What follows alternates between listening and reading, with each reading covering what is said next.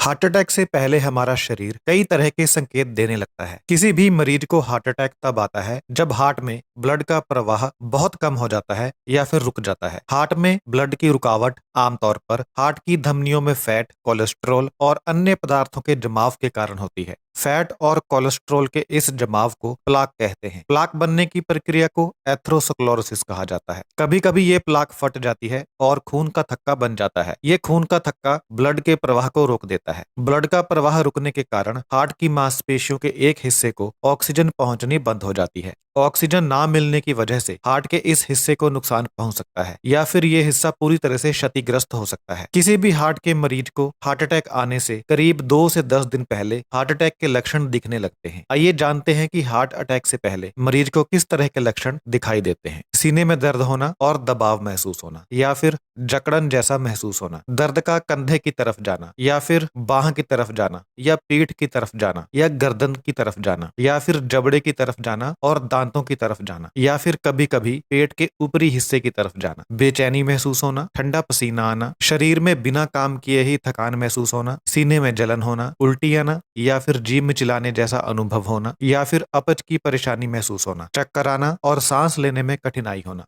एक बात याद रखें कि हार्ट अटैक के लक्षण हर व्यक्ति में अलग अलग हो सकते हैं। कुछ लोगों में दर्द बहुत तेज होता है जबकि कुछ लोगों में हल्का दर्द या दबाव महसूस होता है। जो लक्षण मैंने अभी आपको बताए हैं ये सब हार्ट अटैक के लक्षण हैं। अगर आपको ये लक्षण दिखाई देते हैं तो फिर आपको ऐसे में क्या करना चाहिए। सबसे पहला काम आपको ये करना है कि आपको बिल्कुल शांत रहना है, बिल्कुल भी घबराना नहीं है। अगर आप घबरा जाएंगे तो समस्या और बिगड़ जाएगी। दूसरा काम आपको ये करना है कि आपको तुरंत एम्बुलेंस को फोन करना है। अगर एम्बुलेंस उपलब्ध नहीं है तो किसी जानकार को फोन करना है जो तुरंत आपके घर आ सके और आपको हॉस्पिटल लेकर जा सके। तीसरा काम आपको ये करना है कि एक आरामदायक स्थिति में लेट जाना है और अपने सर को थोड़ा सा ऊंचा रखना है। इसके बाद कपड़ों को ढीला करना है और सहायता आने का इंतजार करना है। और सबसे बड़ी बात, इन लक्षणों को पहचानना है और इन्हें इग्नोर नहीं करना है।